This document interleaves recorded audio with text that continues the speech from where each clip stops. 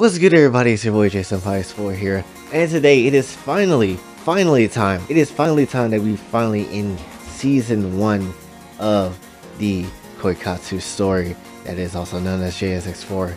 You know, the show that's literally named after myself. And honestly, it's a bit sad to see season 1 go, but also I'm also very excited about season 2 because I already have in certain detail where the direction of the story shall go, and I actually have a bunch of ideas even after that when it comes to season 3, something that's a bit game changing than what I originally planned, but hopefully it'll work out just fine. From what I'm thinking of how it should go, because I'm not writing any of this out. Like, so far I have not wrote a script for any of this.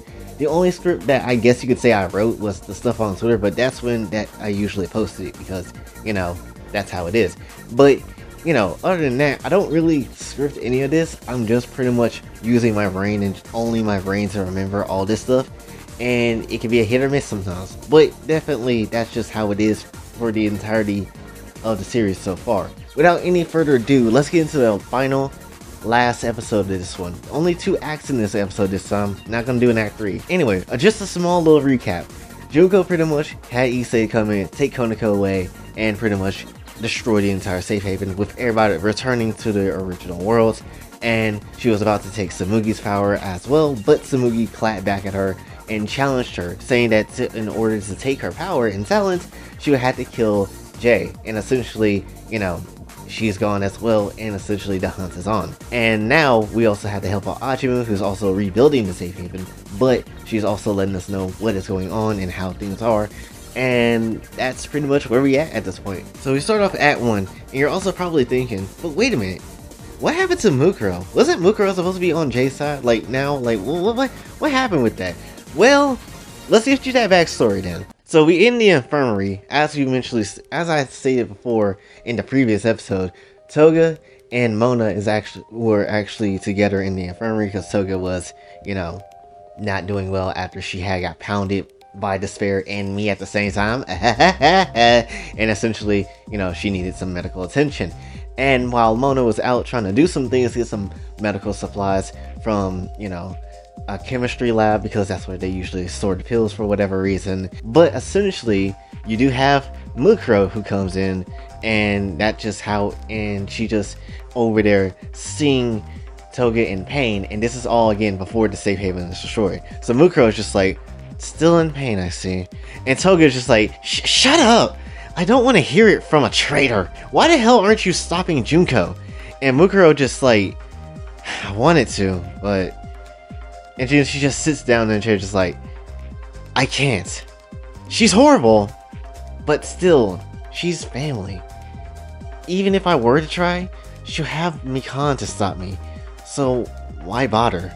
I do feel bad for brushing Jay aside, but family is more important, even if we don't like them. And Toga is just like, family holds you back. They stop you from being the real you. Exactly why I ran away. You chose the wrong side. I don't care if it's family or not. If I have to throw away myself just to keep people around me, I'd rather just be alone. If you still don't get it, then when I find you again, I'll carve the real you out. Just think of that for 3 seconds. Maybe if you had like a good family. This is for people that really just have like a good family or whatever. If you had a family member that you deeply cared for, but you also know that they're in the wrong, but you don't want to, you know, do something bad to them. I feel that. This is like something that I can kind of relate to, but at the same time, not really. But hopefully this might be touching on some levels for some of y'all that might, you know, have gone through the same damn thing. Maybe not exactly with the whole Despair thing, but still, you've gone through some similar situation like this, and possibly you understand where Mukuro is coming from. But you also can see where Toga's coming from, considering, you know, her family life didn't really, you know, wasn't really all that, and essentially people wanted her to be normal, even though she didn't really understand the concept of normal. And that's why, you know, Toga ended up the way she did.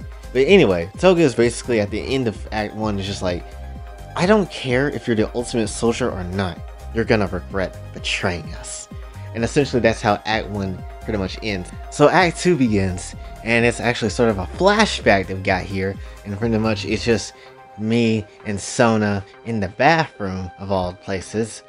Anyway, I'm just like, why are we in the bathroom? And Sona's just like, because I wanted privacy for our discussion. Sona giving me a pen of some kind. And then she says, if you ever need any members of C-Tree, we are here. And pretty much that's how it is. And I just have this pen.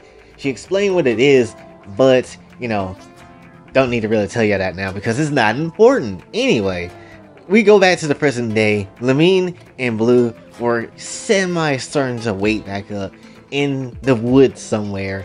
You know, don't know where we're really at this current moment in time. And essentially, Lamine is just like, Jay, is that you? And I'm just like, y'all up? And essentially, Blue falls back to sleep because, of course, she did. She's Blue. What you expect Blue? What you expect Blue to do? All right. Lamine is just like, wait a minute, those eyes. And then obviously, and yes, I'm back in my despair form, but I'm just like, relax. I got better control of it now. Not fully, but it's better. You guys are out for a full 2 days. So, I decided to train the despair inside me. Pause. Anyway, so I explained pretty much what happened with the whole situation with the safe haven and why everything is the way it is and what we're supposed to do and the whole Ajimu thing. You know, I'm just like, now we have to get everybody back. And so Lamine just like, are you sure we could trust Ajimu? And I'm like, no. But I'm not worried about her right now. She's rebuilding the safe haven, so I won't question her. And Lamine's just like, have you decided which world we'll go to first? And I flat out just be like, High School DxD, we're saving Konako. And so Lamine is just like, but okay, that's fine, but like, isn't that kinda risky? And so I'm like, yes, but she's with that man. And I'm not going to sit here and wait anymore for that. So pretty much Lamine is also just like, but wouldn't it be smarter to find someone who can help plan this out with saving Konako? Like, we could find Toko, and that might just increase our chances considering that she is a smart person. And even though that does make logical sense, y'all know how I am. This man, y'all already know how I am. I don't want to sit here thinking about what Konako or what Issei is specifically doing to Konako while I'm not there. I don't have time to be trying to find someone that is, you know, potentially smart and try to have a good plan. They might have an excellent plan, but all I know is this: if Konako is getting railed by Issei, then you already know we're gonna have some fighting to do. So I'm just like, no, I'm not waiting that long to go to another world, then come back here. Hell no, that's not how this is gonna work. And so essentially, I'm like, we'll figure it out as we go. And Lamine is very skeptical and doubting this, but she's like, alright. And so, looking at Blue, and I'm just like, alright. As soon as Blue wake up, we'll go save her. And so, while we were doing this whole entire discussion, Blue is actually dreaming about something else entirely. And then that's when you see a woman standing behind Blue. And she feels the despair coming from that girl. And so, the girl ends up saying, I want to escape. Help me run away. And that is the story of season 1, which will lead into going into the High School DxD world of, you know, season 2. So yeah, pretty much that's how that's gonna go. I know that's, you know, probably shorter than what you imagine season 1 was gonna be with its ending, but it leads on to many different things that has to come out to the future. Like I said, there's 3 different goals I have to deal with when it comes to making this now, because, you know, it ain't gonna be easy, and I'm kind of questioning if this pulls off right. If this goes the way I want it to go, then that means when season 2 happens, when we get done with season 2, that means I know how to do season 3 and kind of, you know, challenge myself and challenge the story of how we supposed to do this. So hopefully, you know, that will be a successful, so hopefully the next season will be a successful season, which honestly I probably should come up with a name for this arc that's coming up, or the saga that's coming up. So if you have an idea what that name would be, you know, type it in the comments, just saying. But anyway, hopefully, don't worry. And also, by the way, if you're wondering how long it's going to take for the next season to start, probably not going to take that long. There's probably one video I want to do before then, and I know there's going to be a Kingdom Hearts video I want to do because the anniversary of it is coming up very soon, so I want to talk about Kingdom Hearts in a way. So, you know, that's probably it. But then after that, we're going to keep things back off with the Koikatsu story of season 2, going into High School DxD and beating Issei's ass. So hopefully you did enjoy. If you did, be sure to like, share, subscribe, hit the bell notification on your way out. Also follow me on Twitter, TikTok, and like the donuts to the channel. Patreon is available as well. Until then, it's your boy Jay signing off. Have a blessed day.